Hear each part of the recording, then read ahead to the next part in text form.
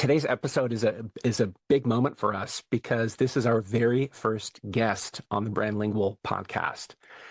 Bobby and I recall, had a very brief, very responsible conversation with our first guest to start small, ease into it, pick someone safe, maybe get our reps in. And then we decided to do just the opposite. We wanted to go big, so we did. Paul Feldwick, everybody. Paul is one of the true living legends of account planning and strategy. He came up through 𝗪𝗵𝘁 𝗪𝗂𝗋𝗄, a place that's been called the home of planning for ages. And in this case, that phrase actually earns its keep. I mean, with Paul, you've got clarity, rigor, intellectual honesty, plus just enough mischief to keep everyone awake, as you'll hear and see throughout this episode. And Paul wasn't just around that tradition. He really helped shape it. I mean, over decades, from BMP through DDB, and then at a global level as global brand planning director, he's had a front row seat to what advertising does, once it leaves the slide decks and presentations and meets the messiness of real life. Not the tidy case study versions. This is the public version with real people, distracted, busy, very skeptical people. He's also helped judge what counts as effectiveness in this industry, which is a polite way of saying he spent years watching that gap between work that genuinely works and work that merely talks a good game. And then he did the rare second act, which we're all benefiting from now. He stepped back and wrote the books that really make the rest of us smarter, perhaps a bit calmer, and really quite harder to fool. You've got The Anatomy of Humbug, which we like to think is very sharp without being cruel when Bobby and I talk about it. Why Does the Peddler Sing is really a reminder that advertising has always been tangled up with entertainment, spectacle, and culture, and that's really not a bug. I mean, it's always been part, of the engine. So if you're listening and you like marketing thinking that's clear, humane, yet quietly devastating to bad ideas, you're in for a real treat. So Paul, it's a genuine privilege to have you as our first guest. Welcome to brandLingual. Thank you very much for those kind words. I hope I live up to your billing. Let me then ask you the first question, like the opening question, and this is something that we have thought about a lot, that we really want to put an honesty at the center of our podcast. And we believe that every practitioner has learned something in their career when they started to practice account planning or strategy. And then during the career, they have unlearned a lot of things because they have understood or learned through the practice that things are actually working differently. And this is the question also to you, Paul, like what are the things that you have unlearned through your career? Right, unlearned. Well, now, I'm sure there are many because I think my views have changed, and they've changed perhaps more definitively since I left the agency world because I've had more time to reflect on it, I suppose, and I've not been so caught up in having to believe what everybody else believes. But I think probably the first thing that comes to mind is actually not going to be a great surprise or a great secret because it is rather what I've spelled out in my books. And I think what I unlearned was some deep assumptions about how advertising is supposed to work, like the idea that every advertisement has to have a proposition, or it has to be built around a single thought or a single benefit for the consumer. And I think that looking back on my career, for a large part of the time I was working at the sharp end of advertising, I, and indeed the people around me, I think we were somehow capable of largely believing one thing while doing something else that didn't really fit with it. But it's surprising how much you can do that when, you can kind of get away with it. But I think when I particularly left the agency, I realized I don't have to believe those things anymore. And I think what I really unlearned was the notion that, which is really, it's so inculcated into people when they go into advertising, and I suspect it still is, although I can't be certain, that, somehow that there are a number of basic principles about how advertising is supposed to work that nobody ever really challenges. I mean, one is the idea that it's all about the product and, the magic is in the product, as somebody once said, and it's about finding an actual point of difference and talking about that and making that interesting or whatever. And I don't think that's true. And then more broadly, the idea that there has to be a proposition at all, which is an idea that I think we probably get in its purest form from 𝗂𝗪𝗂𝗏𝗂𝗋, say, and the unique selling proposition. And you think, well, actually, what I kind of realize now is that although it's never quite as simple as anybody would like it to be, there is a great deal of truth in the 𝗪𝗵𝘂𝗹 theory that really it's just about what they call mere publicity. It's really just about raising mental availability, as they call it. Now, I think that is a bit of an oversimplification, but if you're going to have an oversimplification, that's probably the least damaging one to live with, because it will point you largely in the right direction and it will confuse you less than the old oversimplification, which was it's all about communicating a sales message. And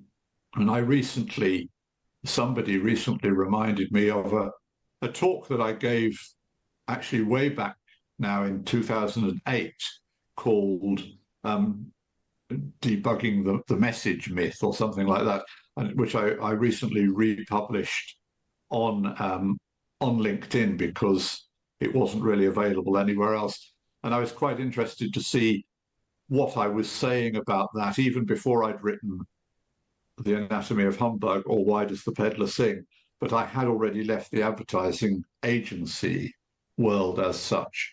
And I think what was becoming very clear to me at that moment was, one of the core beliefs that everybody in advertising somehow shared, and it was just carried on in their language and the way they worked and the type of research they used, was that all advertising was somehow about communicating a message.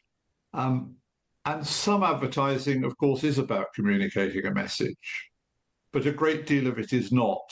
And even when it does, that may not be the most important thing about it.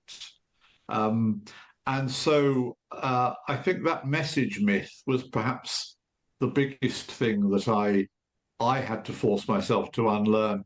And it took me a long time. I mean, as I say, it didn't really become clear to me until after I'd left the agency world. Even people like Bill Bernbach, you see, they although they talked a lot about creativity, someone like Bernbach always talks about creativity as it's simply a slightly better way of communicating the message. It will make your message more, noticeable. It will get attention. It will make your message more memorable.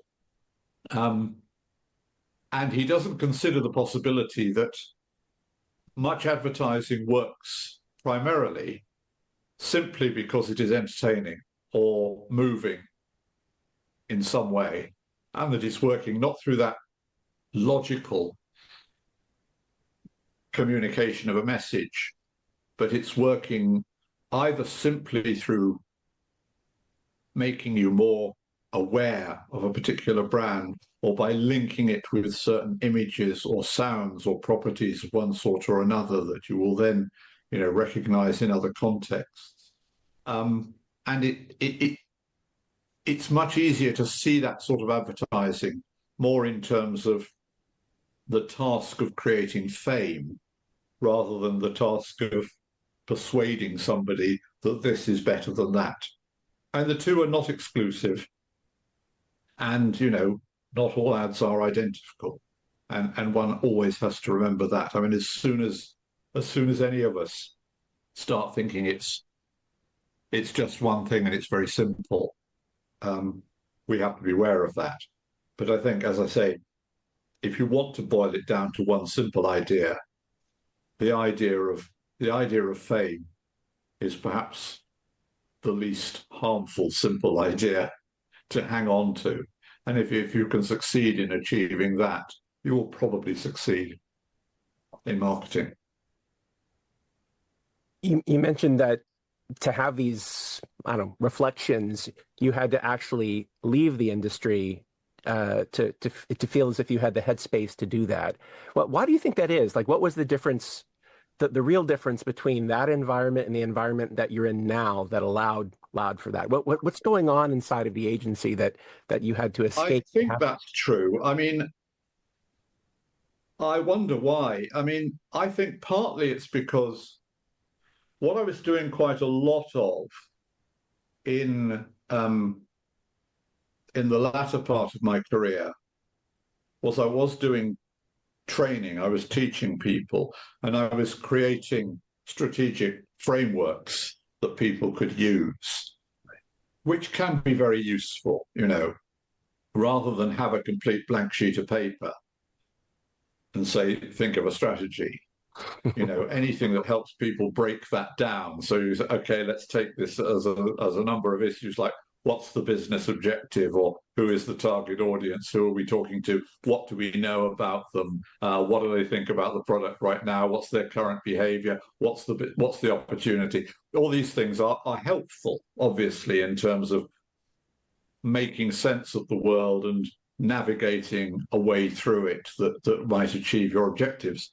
But the downside of them is that they always, to some extent, impose a system of thinking about the way the world is and the way the world works. And so most of them still depend on some version of the message myth. So most creative briefs still have a bit somewhere in the middle. However, they may try and rephrase it or qualify it or decorate it.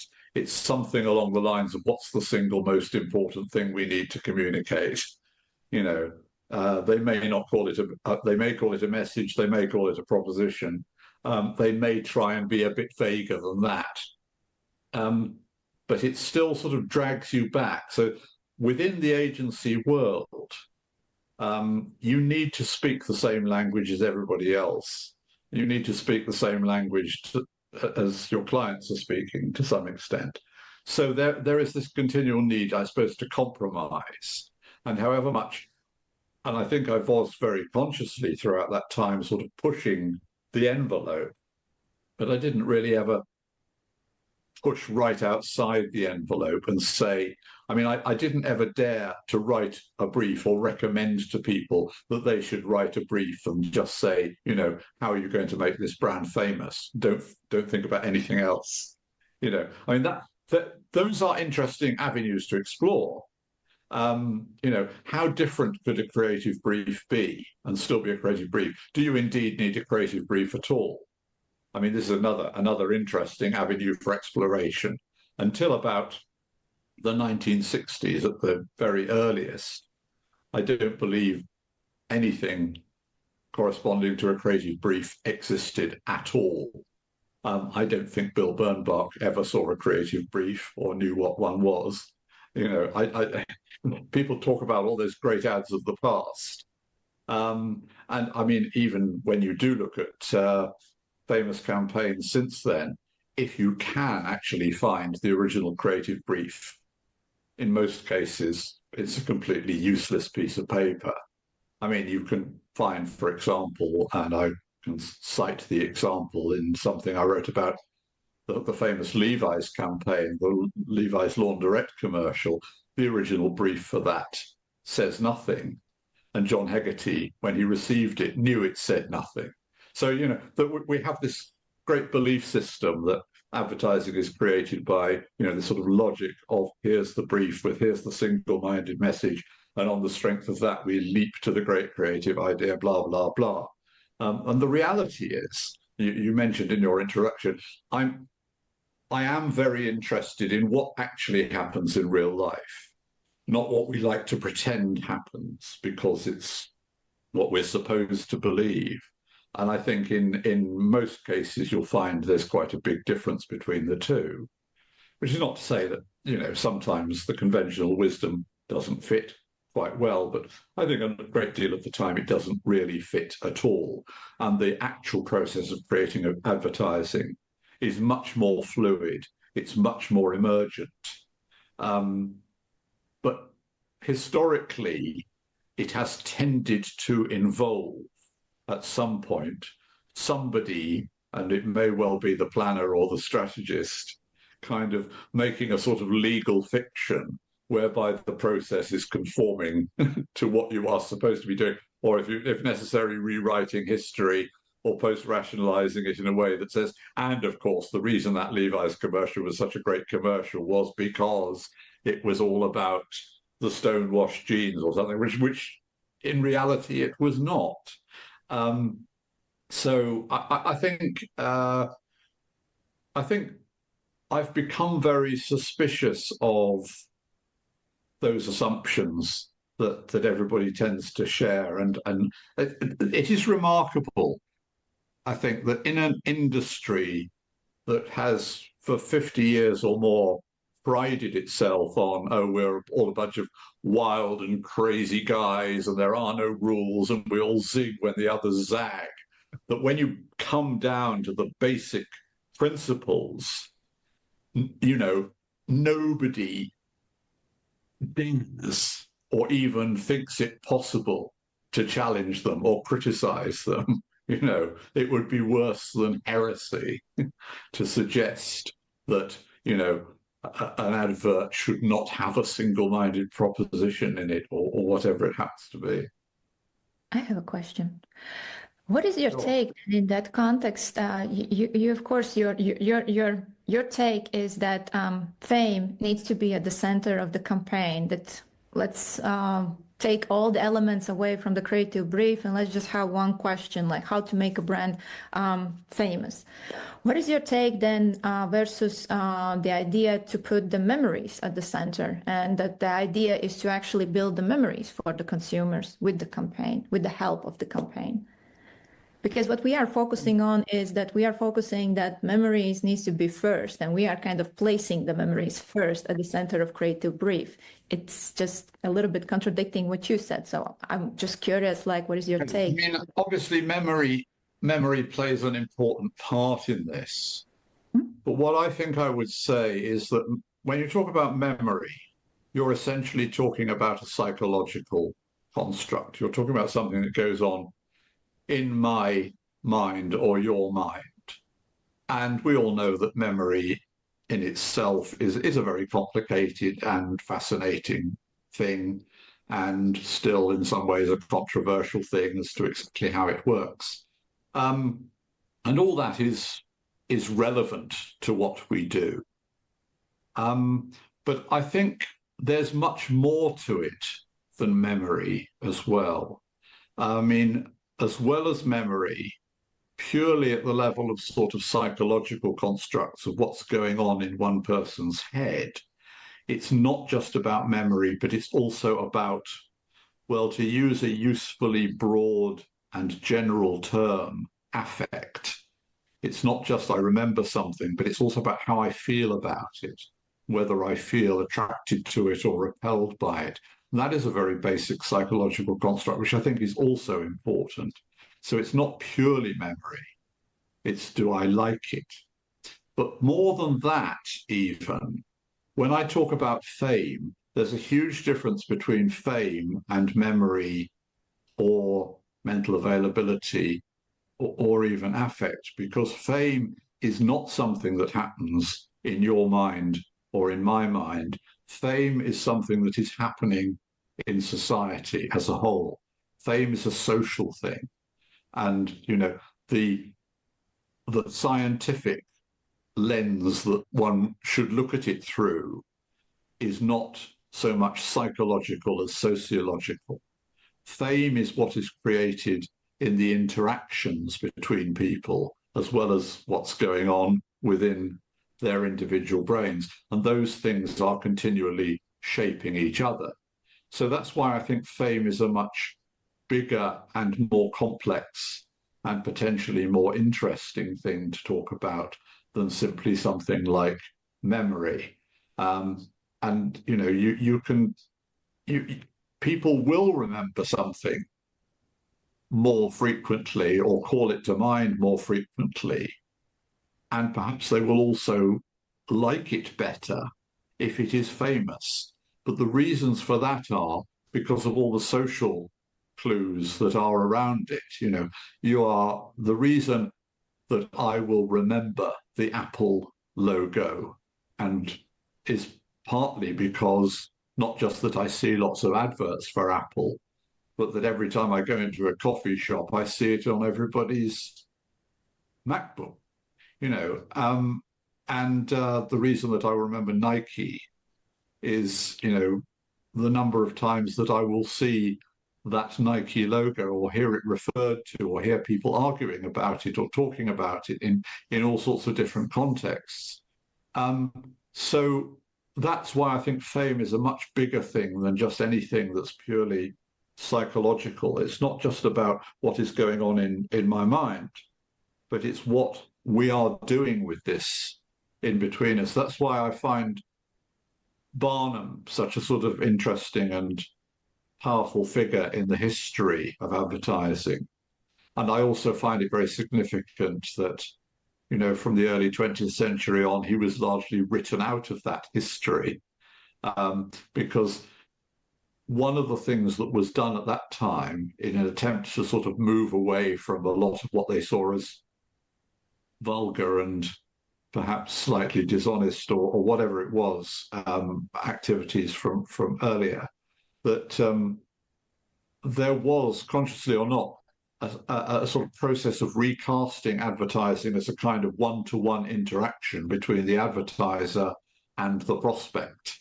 And so much of what was written in the 20th century about advertising is based on that model. It's like, you know, from Claude Hopkins saying, you know, imagine advertising as a salesman and imagine the audience as a prospect. You know, this is a one-to-one communication where I'm the advertiser and I'm trying to persuade you to buy my product. Whereas actually, what effective advertising does, I think, much more than that, although not exclusively more than that, because, as I say, both things are partially true. But on the whole, it's much more about I am creating somehow a world in which, you know, my product is irresistible because it is famous or because it is acceptable or because, you know, and we all understand why that is, you know, that is creating top of mindness, it's creating social proof, it's playing into, you know, people's desires for conformity and belonging and all those things. But it's also more than that, because when something becomes famous, or in order to stay famous, it means it's something that people are engaging with, talking about, arguing about, sharing. You know, if you look at the way that sort of fan communities engage with, you know, character merchandising and things like that, you see the just suggestive of the many ways in which the public, groups of the public, will engage with a brand. That's why something like the Super Bowl is still so powerful, that it's not just a series of one-to-one communications to a large number of people. It's a social communication to a large number of people who all know that everybody else is getting that communication and are then increasingly talking about it and responding to it and responding to each other's response to it. So you get this phenomenon that has recently been written about particularly usefully, called common knowledge, where I don't not just I know that you know, but I know that you know that I know, and that changes the way that we feel about something, and that changes the likelihood of us going to buy it. So, as I say, when I started talking about fame, and I became aware that very few people had really talked about fame in the context of advertising. Surprisingly few people. I mean, you can find a couple of examples, but I looked through all the advertising textbooks, for example, on my bookshelves, and I looked for fame in the index, and it's not there. It's simply not there. And I think there's this sort of assumption that somehow fame is a slightly trivial thing, or if not a trivial thing, perhaps a rather vulgar thing, or perhaps something that is to do with, popular culture, but not to do with advertising. And all those ideas, I think, are very suggestive of the way that advertising has somehow evolved into something that seems to pretend that it is aloof from popular culture and separate from popular culture, whereas the reality is that it has always been and has always been largely dependent on popular culture. What's the most harmful, strong theory that you see right now, or this urge that you see out there in the industry that you feel should just be perhaps put to bed? Theory right now, difficult. I mean, I think we by no means have moved away from the old dominant strong theory. I think it's still there very much, although people are increasingly sort of looking at it and some things have changed. I think there is still deep down this, what I've called the message myth, is still sort of embedded, that, an advert is about communicating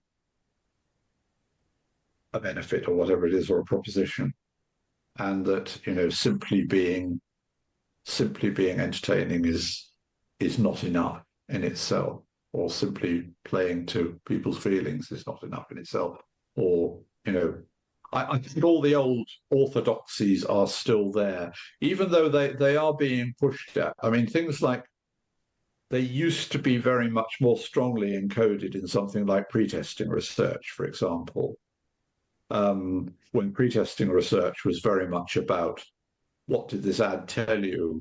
Do you remember the message? Do you believe it? Now, we do seem to have moved some way beyond that the dominant pretesting methods now are more about, how did this ad make you feel? I think you can still perhaps criticize the way that they are trying to sort of measure emotions in a rather sort of textbooky way, which may not really be based on very much.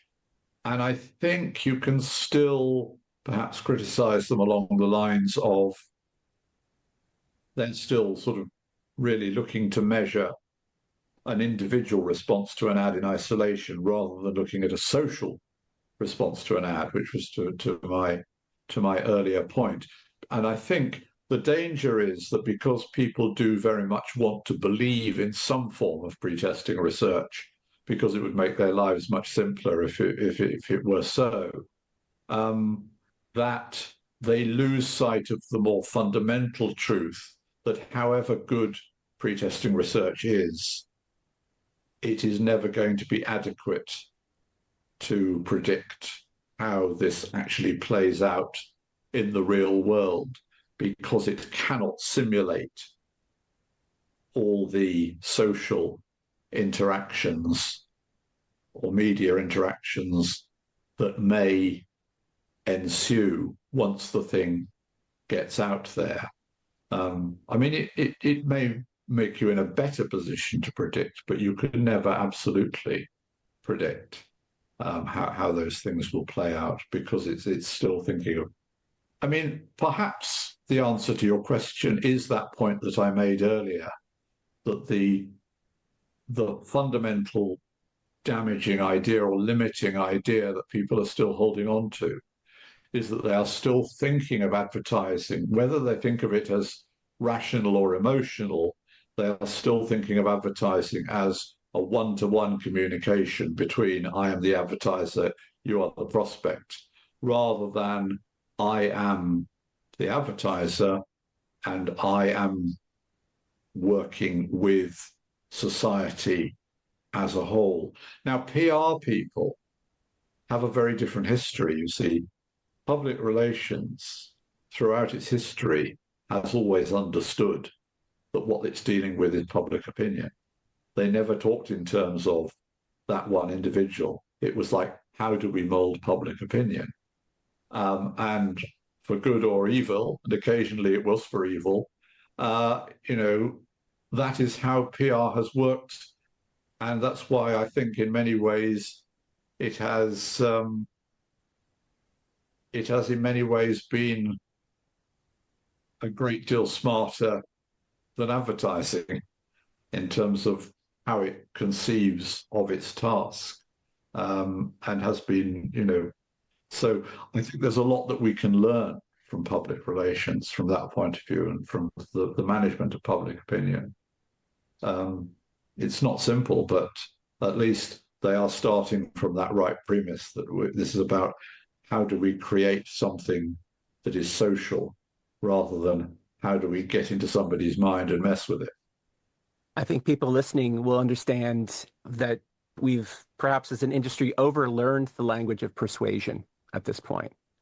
If so, what language should we be replacing it with when we're talking about how advertising works? Yeah, I mean, I'm not sure I know. I think fame has been a word that I've tended to fall back on quite a lot. It may not be entirely adequate, but I think if you truly understand why fame is complex and why fame is difficult and why fame is, I think, always also in many ways it's sort of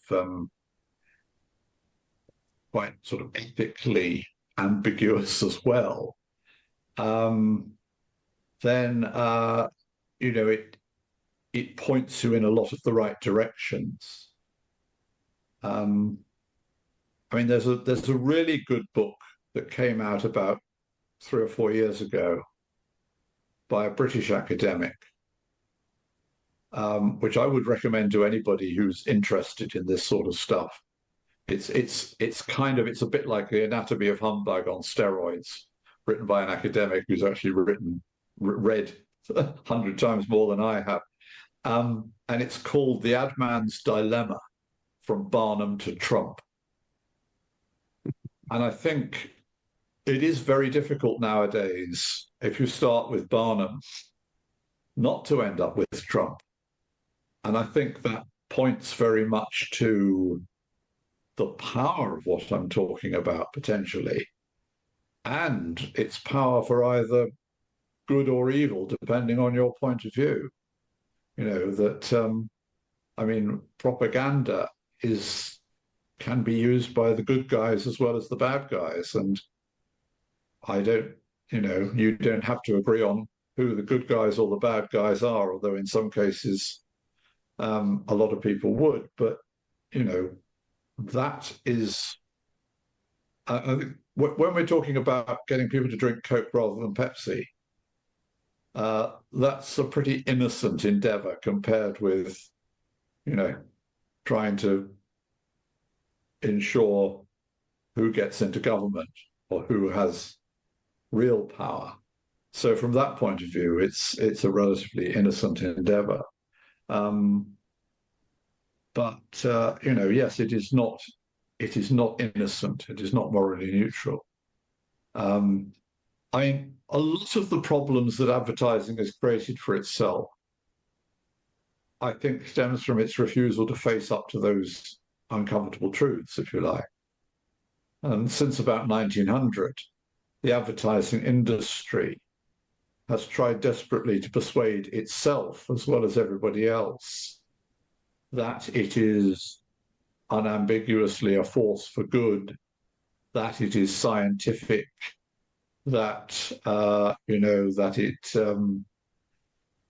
is founded in Protestant plain speech, that it understands what is truth and what is not truth. And of course, in some ways, these are very noble assumptions, but every one of those assumptions has also got in the way of it being able to actually do what it's meant to do at all. And I suppose it's actually muddled through that period with a great deal of doublethink by simply saying one thing and in practice doing another. And so it's not entirely comfortable to uncover that doublethink. It may, for all I know, even be dangerous. I don't know. I hadn't really thought about that, but I simply followed my nose as an ad man and thought, well, what have I actually been doing for 30 years?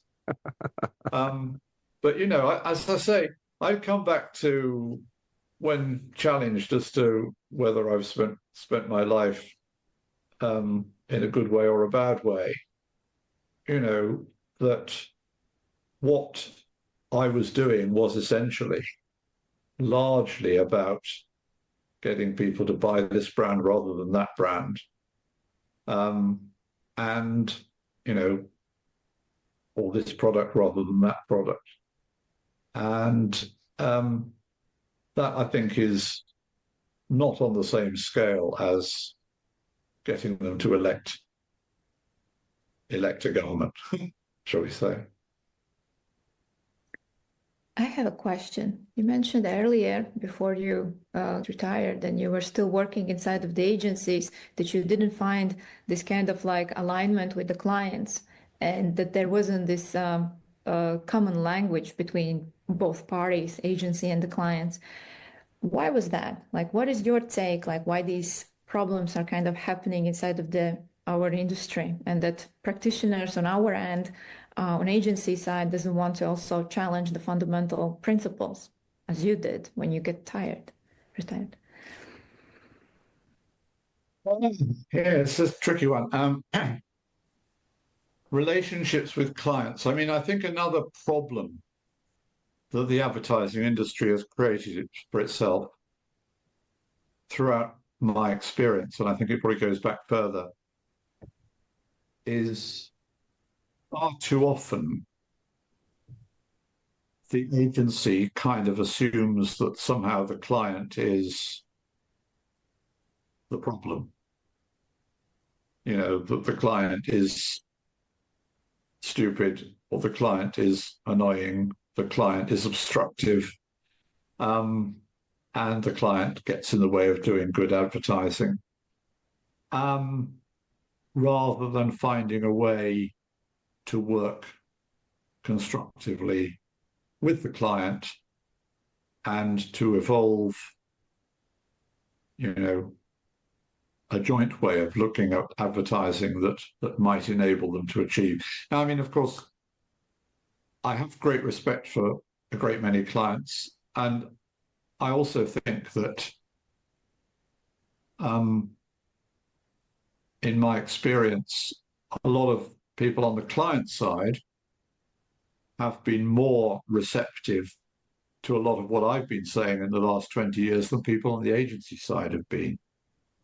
I mean, a lot of people from marketing departments have been in touch with me and said, that was terrific. That really made sense of something that's puzzled me for years. And I'm trying to put this into practice now with my agency. And then sometimes it even kind of sounds like I'm trying to put this into practice with my agency, but the agency won't do it because they're still wedded to the idea that advertising has to be something different. So I think it's not true that clients, I mean, it's certainly not true that clients are stupid. And I think it's not true that clients are somehow more resistant to changing their way of thinking. I think, you know, obviously it's difficult to generalize. Everyone can draw their own conclusions, and different organizations will have different views, and it's sometimes difficult within an organization to work to a view that's very different from what the organization tries to impose on you. But I think that one of the ongoing difficulties which perhaps agencies have not consistently handled well is how to build that cooperative relationship with client. And I mean, in practice, the most effective agencies, they have tended to work with clients when it works. You will see that some of the great ad people of the past, their way of handling clients was essentially seduction, a sort of combination of seduction and a bit of bullying and manipulation. In some ways that got results, but it's not ideal. It's not the sort of relationship that I think one could have. And I think it comes back to the fact that agencies have never had they've never really been clear in their own minds about how advertising works. And they've never wanted to have that conversation with clients about how they think advertising works. And so they both tend to sort of stick to their own unquestioned assumptions without ever quite surfacing them or being able to challenge them. And so the thing goes to extremes. So, I referred a long time ago to the sort of classic situation where you would have, on one side of a table, you would have a client who is sort of wanting to see an ad that explains why their product is better because, that's very close to their hearts. And that's the sort of the idea of how advertising works that they've somehow been indoctrinated in. And so they want lots of copy saying why this product is better. And on the other hand, you've got maybe a creative department who are saying, and actually what we're going to do is this wild and crazy thing because it's going to attract people's attention. And can be like a real dialogue of the deaf, because they're each working to some quite narrow notion of how advertising works, neither of which is quite right. And nobody's really sort of stepping back and saying, actually, what does advertising really do? What is our common ground? And it may be complicated by, of course, all the organizational things around that. I mean, if the creative department are being told you have to win an award at Cannes, then that's going to drive what they do.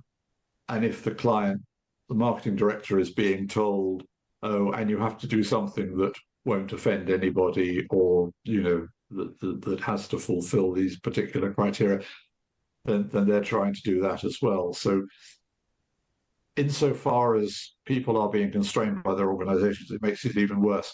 I think the fundamental difficulty is that sort of lack of openness and lack of honesty, and the ease with which each side assumes that the other is the problem, rather than being able to work together.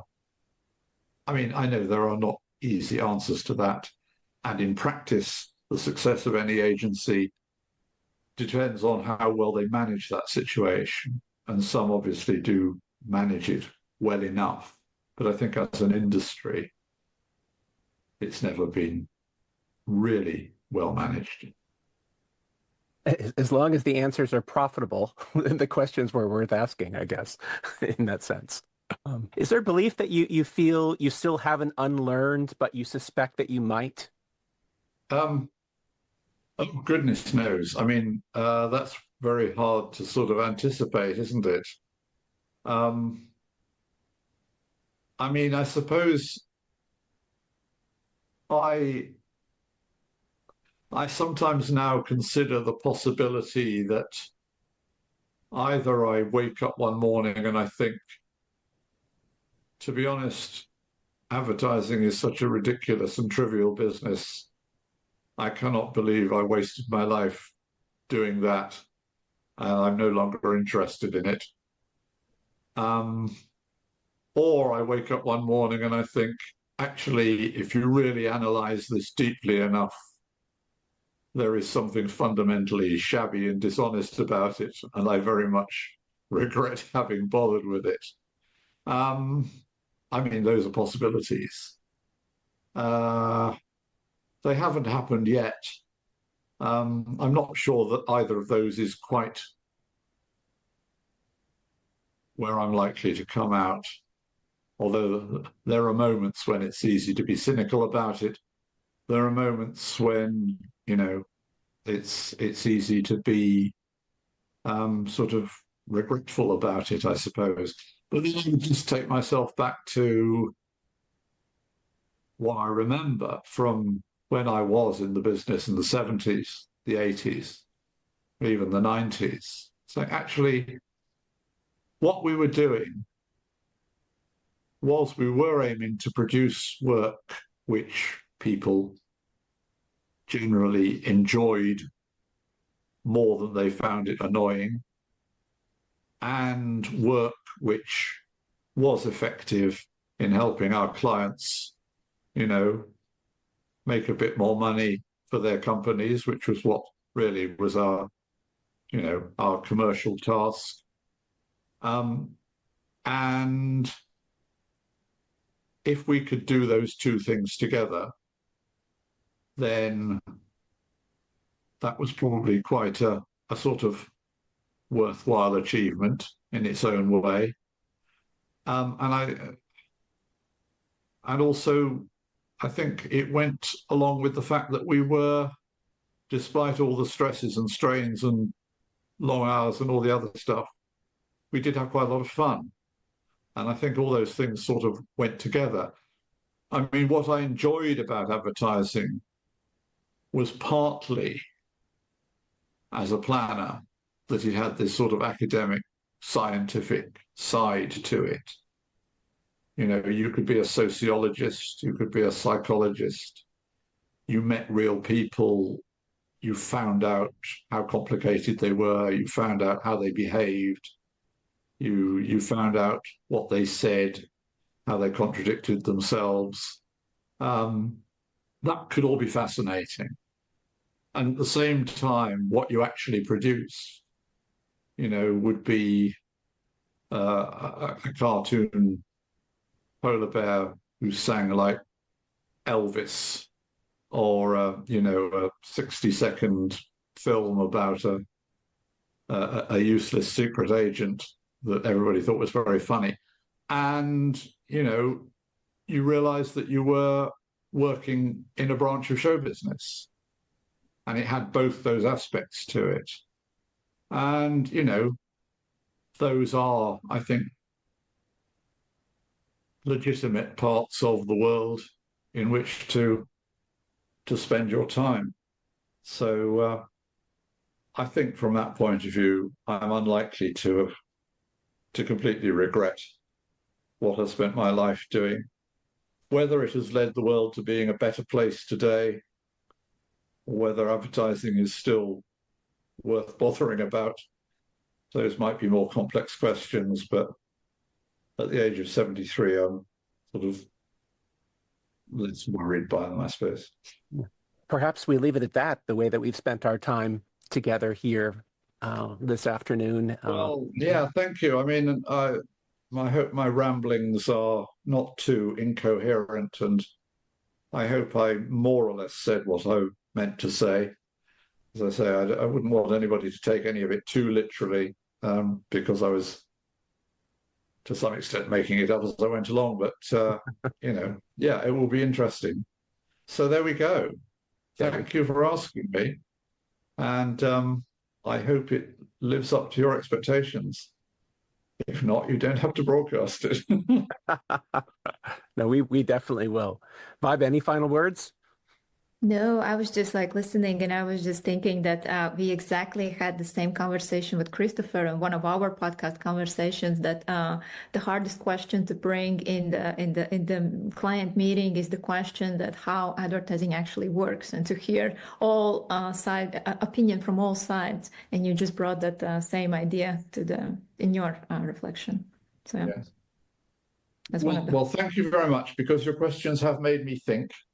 And they've not necessarily made me find articulate answers, but they've certainly made me think. So well, that's all we can hope to do.